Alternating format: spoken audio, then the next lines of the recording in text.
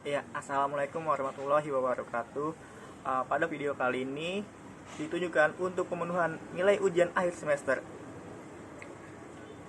Electronic Government.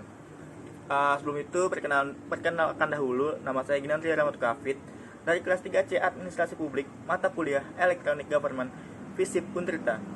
Pada video kali ini saya akan membahas sedikit mengenai perbedaan electronic government dan electronic governance. Kemudian membahas mengenai analisis model electronic governance dan matrix archetype elektronik. Yang pertama itu perbedaan antara electronic government dan electronic governance. Electronic government yaitu upaya yang dilakukan oleh pemerintah untuk memanfaatkan teknologi informasi baik seperti komputer, internet, ataupun perangkat digital lainnya dalam menjalankan pemerintah dan pelayanan publik. Sementara electronic governance yaitu tata kelola atau penyelenggaraan pemerintahan yang efisien dan bertanggung jawab dengan memanfaatkan sarana teknologi informasi seperti komputer, internet, dan perangkat digital lainnya. Saya akan membahas mengenai analisis model electronic governance. Saya mengambil contoh pada website pemerintahan Provinsi Jawa Barat.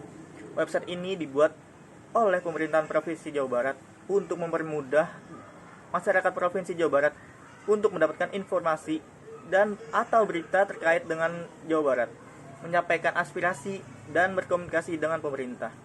Di dalam website tersebut mempunyai keputusan yang berbeda-beda karena dalam setiap bagian atau unitnya mempunyai tugasnya masing-masing.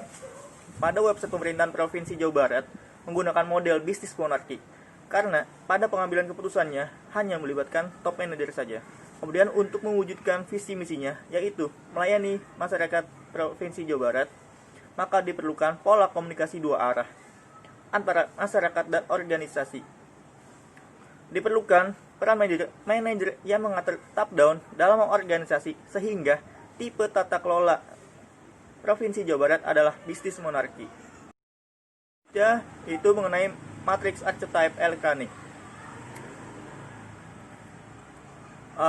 Yang pertama yaitu IT principles. Pada inputnya berada pada anarki, yaitu pada tiap SKPD.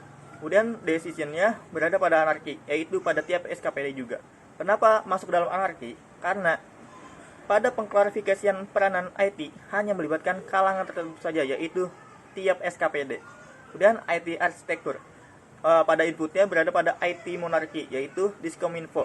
Jadi dalam menentukan standar IT tentang pengaturan data hanya melibatkan spesialis IT saja, yaitu Diskominfo.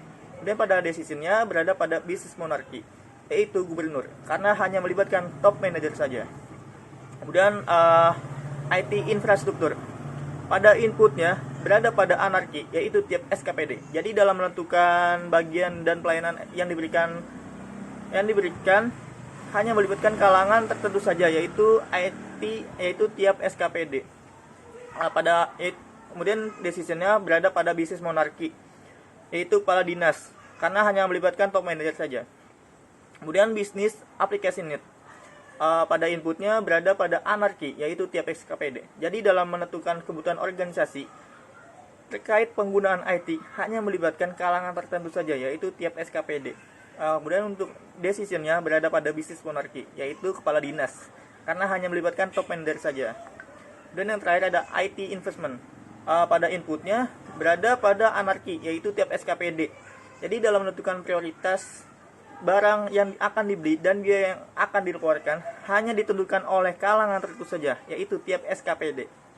Kemudian decisionnya berada pada bisnis monarki, yaitu kepala dinas, karena hanya melibatkan top manager saja.